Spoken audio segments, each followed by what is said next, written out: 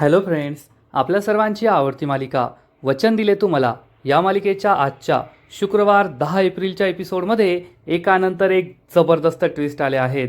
आजच्या एपिसोडमध्ये शौर्य हा जास्त सिरियस झाला आहे.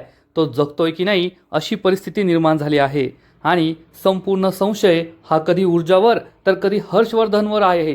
कारण एकीकडे विजयाने चक्क ऊर्जावर संशय घेतला की तूच त्या मारेकऱ्यांना पाठवलं तर नव्हतं ना. त्यामुळे ऊर्जाला जबर धक्का बसलाय. तर ऊर्जाने पूर्वाला सांगितलंय की शौर्याने माझ्यावर चालवलेली गोळी स्वतःवर झेलली आणि हा सगळा संशय पूर्वाने हर्षवर्धनवर घेतला की हर्षवर्धनने तर हा प्लॅन तयार केला नसेल जो शौर्यावर उलटलाय.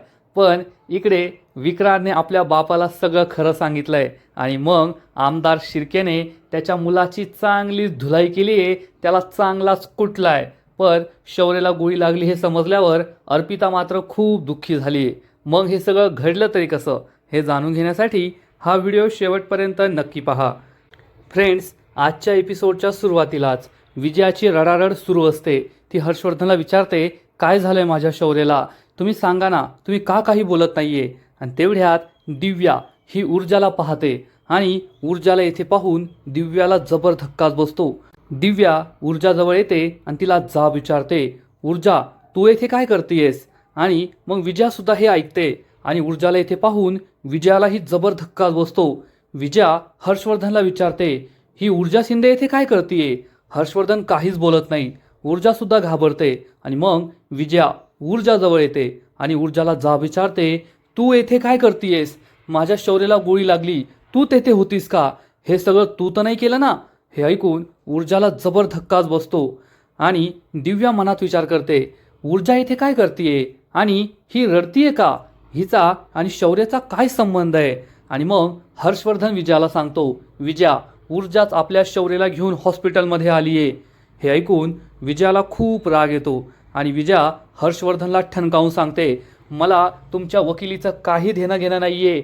तुमची ती केस खड्ड्यात गेली, तुमची वकिली खड्ड्यात गेली. मला फक्त माझा शौर्य हवा आहे, तो सुखरूप हवा आहे, तो बरा झालेला हवा आहे. माझ्या शौर्याला वाचवा, काही करा, माझ्या शौर्याला वाचवा. असं म्हणून विजया ढसाढसा रडू लागते. हर्षवर्धनसुद्धा रडत असतो आणि विजयाला समजावून सांगतो, विजया मी बाप आहे शौर्याचा, शौर्य माझा मुलगा आहे, मी त्याला काही होऊ देणार नाही, तो नक्कीच वाचेल, तू काळजी करू नको. कुमुदिनी विजयाला समजवण्याचा प्रयत्न करते, विजया काळजी करू नको, शौर्याला काहीच होणार नाही. तर लगेचच विजया कुमुदिनीला जाब विचारते, आईसाहेब तुम्हाला माहीत होतं ना की शौर्याला गोळी लागली आहे, तुम्ही माझ्यासमोर घराच्या बाहेर पडला, मग तुम्ही मला का नाही सांगितलं, मला का अंधारात ठेवतं. अहो आई आहे मी त्याची. विजया रडू लागते. कुमुदिनी तिला समजावून सांगते, अगं विजया मलाच काय करावं ते समजत नव्हतं, मी सुद्धा खूप घाबरले होते. मला ऊर्जाचा फोन आला आणि मी लगेच घराबाहेर पडले. विजया विचारते, ऊर्जाचा फोन तुम्हाला आला, मग ऊर्जाकडे तुमचा नंबर कसा.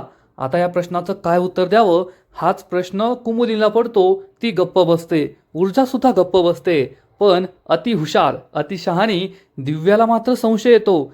हे काय गौडबंगाल सुरू आहे, काहीच कळत नाहीये. आईसाहेबांचा नंबर या ऊर्जाकडे कसा काय.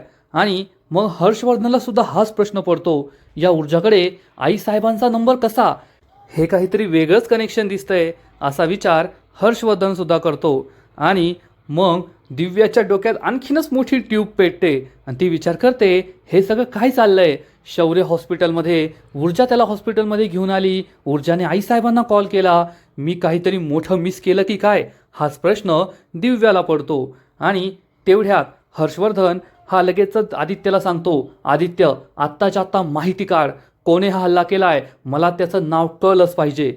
आदित्य म्हणतो, बाबा आता तुम्ही त्याकडे लक्ष देऊ नका, सध्या आपण शौर्याकडे लक्ष देऊया, तो लवकरात लवकर कसा बरा होईल याकडे लक्ष देऊया. मला तर वाटतं आपण आत्ताच्या आत्ता डॉक्टर भागवतांना फोन करून येथे बोलून घ्यायला हवं. हर्षवर्धनला सुद्धा हे पटतं. कुमुदिनी म्हणते, हो हर्षवर्धन, डॉक्टर भागवतांवर आपल्या सगळ्यांचा विश्वास आहे, त्यांना येथे बोलून घे. विजया म्हणते, अहो येथील डॉक्टर सगळे चांगले आहेत, पण डॉक्टर भागवत खूप चांगले आहेत, त्यांना लगेच येथे बोलून घ्या. हर्षवर्धन आदित्यला सांगतो, त्यांना आत्ताच्या आत्ता कॉल कर. आदित्य त्यांना फोन करतो. तर ऊर्जा खूप दुःखी असते. शौर्याचा आता काय होईल या सगळ्यांच्या गोंधळात ऊर्जा वेगळी पडलेली असते. तिला शौर्याची खूप काळजी वाटत असते. तर इकडे शौर्य हा चक्क मरणाच्या दारात उभा आहे हे विक्रांतला सुद्धा समजलेलं असतं आणि विक्रांतचा मित्र त्याच्यावर खूप चिडतो. अरे विक्रांत, हे काय केलंस तू? विक्रांत रागारागाने दारूची बाटली फेकून देतो. त्याचा मित्र चिडून म्हणतो, अरे अशा एक काय 1000 दारूच्या बाटल्या फोडल्या ना तरी काही फायदा होणार नाहीये. तुला कळतंय का काय केलंस तू? त्या शौर्य जहागीरदारचा जीव घ्यायचा प्रयत्न केलाय तू. त्याला गोळी लागलीये. आता त्याचा बाप तो हर्षवर्धन जहागीरदार काय आपल्याला सोडणार नाही. तो तुला काही सोडणार नाही. विक्रांत खूप चिडतो. चक्क या मित्राचाच गळा पकडतो आणि म्हणतो, तुझी बडबड बंद कर, नाहीतर तुलाच येथे जिवंत गाडेल. हा मित्र म्हणतो, ए सोड मला, नको माझ्यावर राग काढूस. आता काय करायचं याचा विचार कर. विक्रांत, सगळं प्रकरण हाताबाहेर गेलंय आणि आत्ताच्या आत्ता तू तुझ्या बापाला जाऊन सांग. जर तुला या प्रकरणातून कुणी वाचू शकतो तर तुझा बाप आमदार शिर्के, दुसरं कोणीच नाही. विक्रांतला सुद्धा हे पटतं. तो खूप चिडलेला असतो. तो जोरात ओरडतो, आ, आणि आता काय करायचं हाच प्रश्न त्याला पडतो. इकडे हर्षवर्धनने डॉक्टर भागवतला कॉल केलेला असतो. डॉक्टर भागवतशी बोलल्यानंतर हर्षवर्धन सगळ्यांना सांगतो, सध्या डॉक्टर भागवत दुबईत आहेत. पुढची फ्लाईट पकडून ते परत येत आहे. ऊर्जाला खूप टेन्शन आलेलं असतं आणि हर्षवर्धन ऊर्जाकडे पाहतो आणि त्याच्या मनात एकच विचार असतो, ऊर्जा किती वेळची येथेच थांबली आहे, येथून हल्लीसुद्धा नाही आहे. तिला शौर्याची एवढी का काळजी वाटतीये? नेमकं या दोघांमध्ये काय नातं आहे? हे प्रकरण आहे तरी काय? हाच प्रश्न हर्षवर्धनला पडतो. आणि तेवढ्यात डॉक्टर बाहेर येतात. हर्षवर्धन, विजया, कुमुदिनी सगळे डॉक्टरांना विचारतात, डॉक्टर काय चाललंय आतमध्ये? ऊर्जासुद्धा हे ऐकत असते. डॉक्टर सांगतात, पेशंटची कंडिशन खूप क्रिटिकल आहे. हे ऐकून सगळ्यांना मोठा धक्काच बसतो. डॉक्टर सांगतात, पेशंटची आम्ही गोळी तर बाहेर काढली आहे, परंतु इंटरनल ब्लिडिंग सुरू आहे. रक्त वाहतंय, रक्त थांबवता येत नाहीये, मेंदूपर्यंत ऑक्सिजन पोहोचत नाहीये.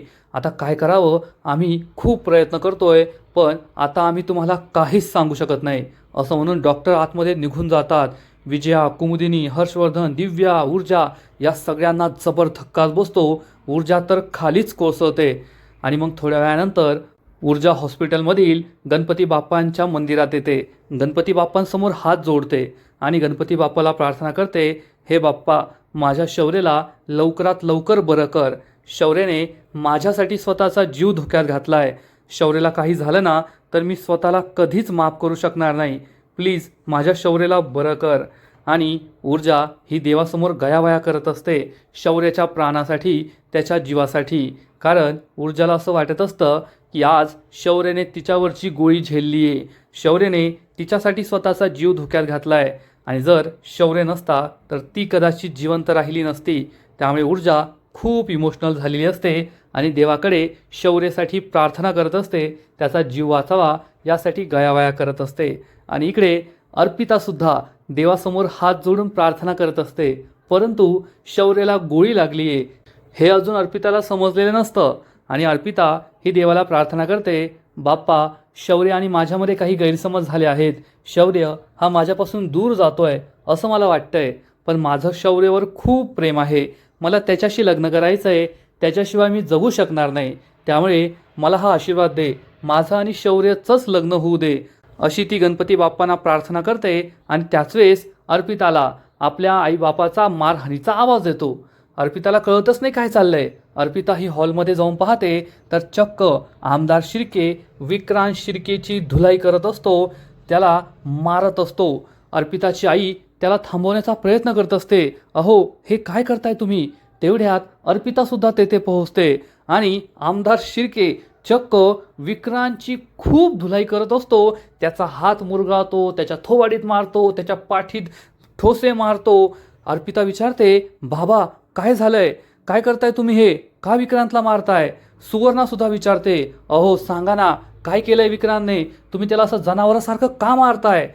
तर आमदार शिर्के चिडून म्हणतो, अगं एक वेळ जनावर परवडलं, हा तुझा मुलगा नाही परवडला. राक्षस आहे हा राक्षस. त्याने खून करण्याचा प्रयत्न केलाय, खुनाची सुपारी दिली आहे. हे ऐकून अर्पिता आणि सुवर्णाला जबर धक्काच बसतो. या दोघी विचारतात, हे काय बोलताय तुम्ही? विक्रांतने खुनाचा प्रयत्न केला? कोणाच्या खुनाची सुपारी दिली? तर आमदार शिर्के सांगतो, त्या ॲडव्होकेट ऊर्जा शिंदेच्या खुनाची सुपारी दिली. सुवर्णा आणि अर्पिताला जबर धक्काच बसतो आणि अर्पिता विचारते, बाबा त्या ऊर्जा शिंदेला काही झालं तर नाही ना? तर आमदार शिर्के सांगतो, नाही बेटा, त्या ऊर्जा शिंदेला गोळी नाही लागली. तर अर्पिता म्हणते, थँक गॉड. आमदार शिर्के म्हणतो, कसलं थँक गॉड? अगं तुला माहिती आहे का, गोळी त्या ऊर्जा शिंदेला नाही लागली, पण गोळी दुसऱ्याच कोणाला तरी लागली आहे. सुवर्णा आणि अर्पिताला जबर धक्काच बसतो. अर्पिता विचारते, बाबा दुसऱ्या कोणाला गोळी लागली आहे? तर आमदार तिला सांगतो, शौर्य जहागीरदारला. हे ऐकून अर्पिताच्या पायाखालची जमीनच सरकते. तिचा विश्वासच बसत नाही की शौर्य जहागीरदारला गोळी लागली आहे आणि अर्पिता ही खालीच कोसळते आणि ढसाढसा रडू लागते. तर इकडे ऊर्जा ही गणपती बाप्पांसमोर हात जोडून प्रार्थना करत असते.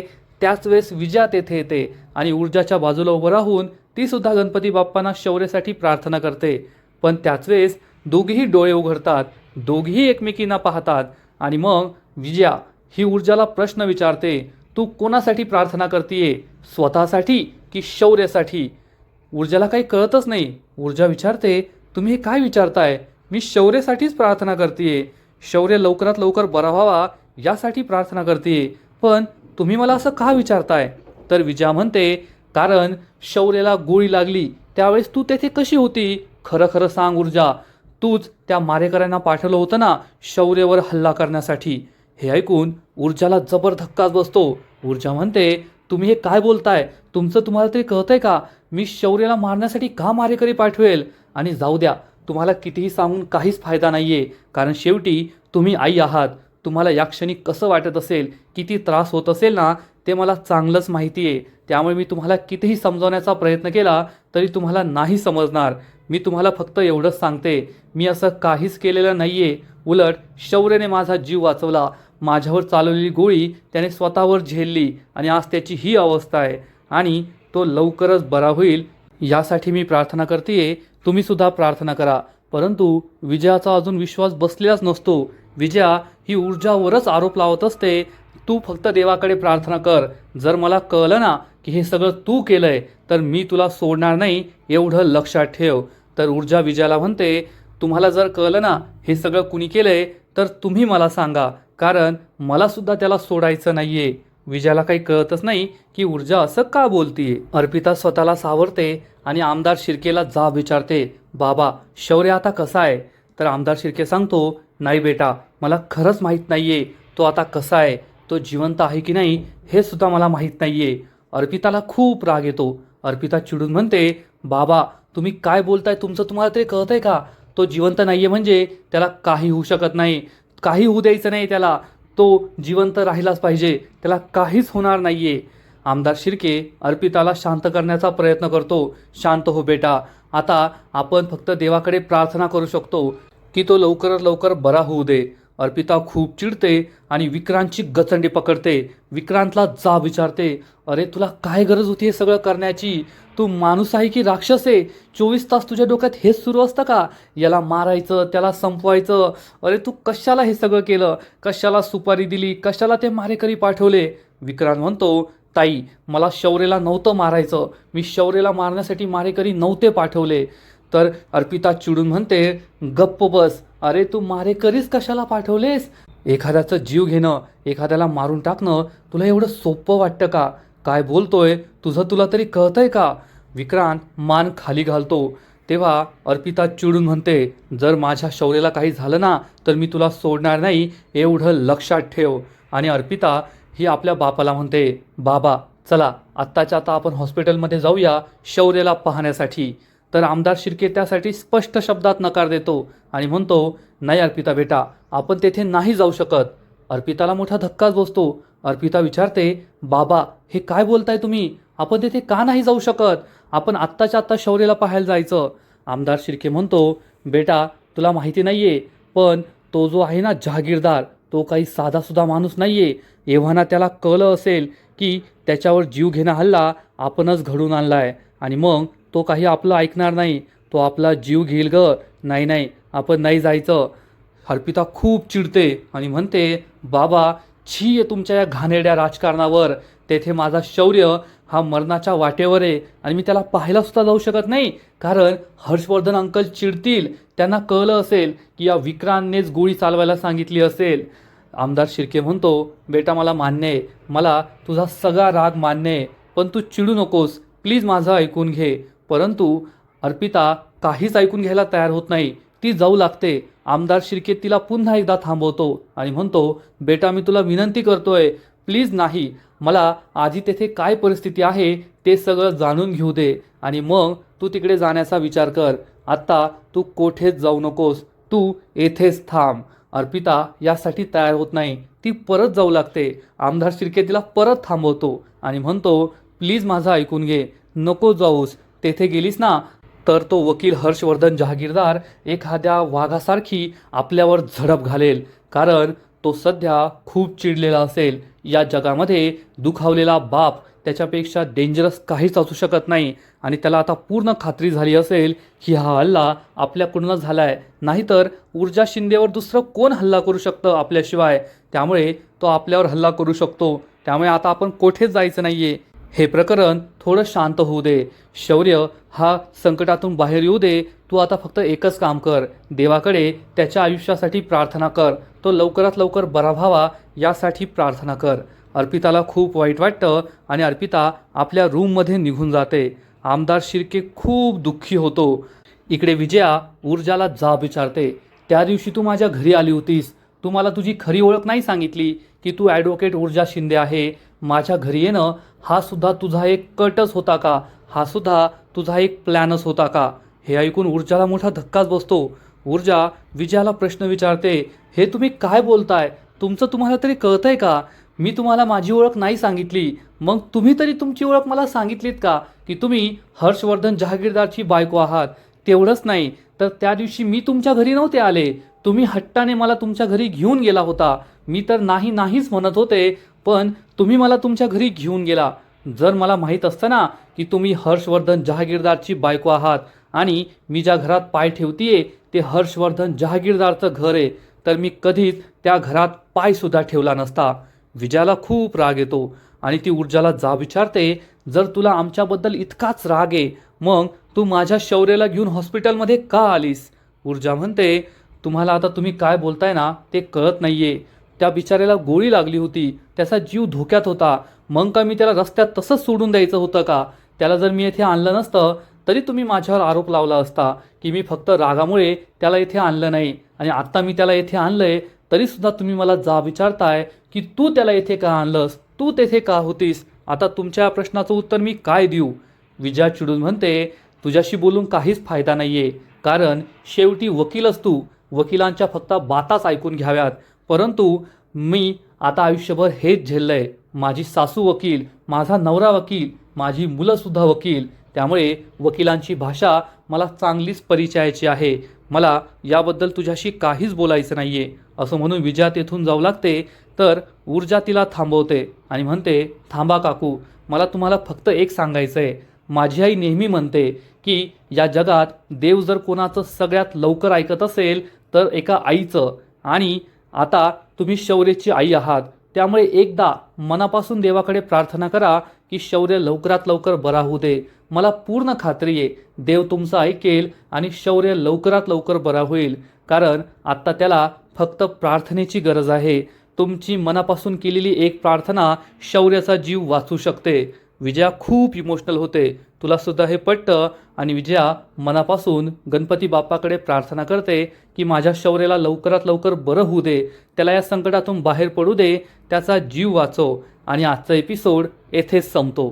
फ्रेंड्स, वचन दिले तुम्हाला, या मालिकेचा आजचा एपिसोड खूप भारी होता. पहिल्यांदाच ऊर्जा ही संपूर्ण जहागीरदार कुटुंबासमोर आली आहे. संपूर्ण जहागीरदार कुटुंब तिला पाहून कन्फ्यूज झालंय की ऊर्जा येथे कशी, तिने शौर्याला हॉस्पिटलमध्ये कसं आणलं, शौर्याला जेथे गोळी लागली तेथे ती कशी होती, आणि यावरूनच सगळीकडे संशयाचं वातावरण आहे. मग ती दिव्या असो, विजया असो, हर्षवर्धन असो, सगळ्यांच्या मनात संशय आहे की शौर्य आणि ऊर्जाचं काय नातं आहे. आणि त्याच वेळेस आमदार शिर्केला कळलंय की आपल्या दिवट्या मुलाने काय कारभार करून ठेवलाय. त्यामुळे आमदार शिर्केने या विक्रांतची चांगली जिरवली आहे. विक्रांतला बेदम चोपलाय. पण विक्रांतला चोपून काहीच फायदा नाही आहे. जोपर्यंत तो जेलमध्ये जात नाही, आयुष्यभर खडी फोडत नाही ना, तोपर्यंत त्याची मस्ती, त्याचा माज उतरणार नाही, एवढं मात्र नक्की. फ्रेंड्स, वचन दिले तू मला या मालिकेचा आजचा एपिसोड तर खूप भारी होता, पण या मालिकेचा पुढील एपिसोड आणखीन भारी असणार आहे, आणखीन मोठा ट्विस्ट या मालिकेत येणार आहे. मग नेमकं घडणार तरी काय? तर पुढील एपिसोडमध्ये आपण पाहू की विजया ही कुमुदिनीला जाब विचारणार.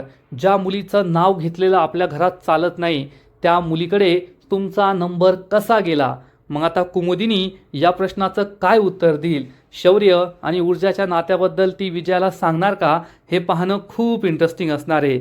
आणि मग ऊर्जा ही आपल्या घरी पोहोचणार. ऊर्जा खूप रडत असेल. पूर्वा तिला विचारणार, ऊर्जा काय झालंय तुला रडायला? आणि मग ऊर्जा तिला झालेला सगळा प्रकार सांगणार. आई, माझ्या डोक्यात इतका राग होता की तो मला सांगत होता, ओरडत होता, ऊर्जा पळून जा, ऊर्जा बाजूला हो, पण मी त्याचं काहीच ऐकलं नाही. माझ्या डोक्यात त्याच्याबद्दल इतकं वाईट भरलेलं होतं की मला असं वाटलं तो खोटं बोलतोय, नाटक करतोय, म्हणून मी त्याचं काही ऐकलं नाही. तो मला पळून जायला सांगत होता, मी पळाले नाही, स्वतःला वाचवण्याचा प्रयत्न केला नाही, आणि मग शेवटी त्याने मला वाचवण्यासाठी स्वतःवरती गोळी झेलली आणि आज तो मरणाच्या वाटेवर आहे, असं म्हणून ऊर्जा ढसाढसा रडू लागते. पूर्वाला कळतच नाही की ऊर्जा कोणाबद्दल बोलतीये. कुणी ऊर्जासमोर येऊन तिच्यावरची गोळी स्वतःवर झेलली आहे. पूर्वा विचारणार, ऊर्जा कोणाबद्दल बोलतेस तू? कोणाला गोळी लागली आहे? कुणी तुझा जीव वाचवला? आणि मग ऊर्जा तिला सांगणार, शौर्यने. हे ऐकून पूर्वाला जबर धक्काच बसेल. शौर्यला गोळी लागली आहे, शौर्य हॉस्पिटलमध्ये ॲडमिट आहे आणि शौर्यने आपल्या ऊर्जाचा जीव वाचवला आहे, यावर तिचा विश्वासच बसत नाही. ऊर्जा पूर्वाला मिठी मारून ढसाढसा रडू लागते. पण पूर्वाच्या मनात एक वेगळीच शंका येते. पूर्वा विचार करते, कदाचित हे सगळं हर्षवर्धननेच केलं असेल का? हर्षवर्धननेच ऊर्जावर जीव घेणा हल्ला करवला असेल. पण ऐनवेळीस शौर्य तेथे पोहोचला आणि शौर्यने स्वतःवर ही गोळी झेलली. हर्षवर्धनचा प्लॅन त्याच्यावरच उलटला नसेल कशावरून? म्हणजे एकीकडे आता पूर्वाच्या मनात ही शंका आली आहे की हा जो हल्ला झालाय तो कदाचित शौर्यनेच आणि हर्षवर्धननेच घडून आणला असेल आणि चुकून शौर्यला गोळी लागली. आणि तिकडे विजया आणि हर्षवर्धन यांच्या मनात शंका आली आहे की शौर्यला जी गोळी लागली आहे तो प्लॅन कदाचित ऊर्जाने बनवलेला असेल. म्हणजे सगळंच कन्फ्युजन आहे, यात शंका नाही. पण खरा प्लॅन कुणी बनवला आहे हे आपल्या सगळ्यांना माहिती आहे, विक्रांत शिर्केने. आणि हे सत्य आज ना उद्या सगळ्यांसमोर येईलच, यात शंका नाही. तर फ्रेंड्स, तुम्हाला सुद्धा ही मालिका आवडते का? नक्कीच कमेंट करून सांगा. आणि वचन दिले तू मला या मालिकेचे असेच नवीन नवीन एपिसोड, नवीन नवीन अपडेट सगळ्यात आधी जाणून घेण्यासाठी व्हिडिओला लाईक करा, शेअर करा, चॅनलला सबस्क्राईब करून बेल आयकॉनवर क्लिक करा. म्हणजेच या मालिकेचे नवीन नवीन एपिसोड तुम्हाला सर्वात आधी पाहायला मिळतील. खूप खूप खूप धन्यवाद.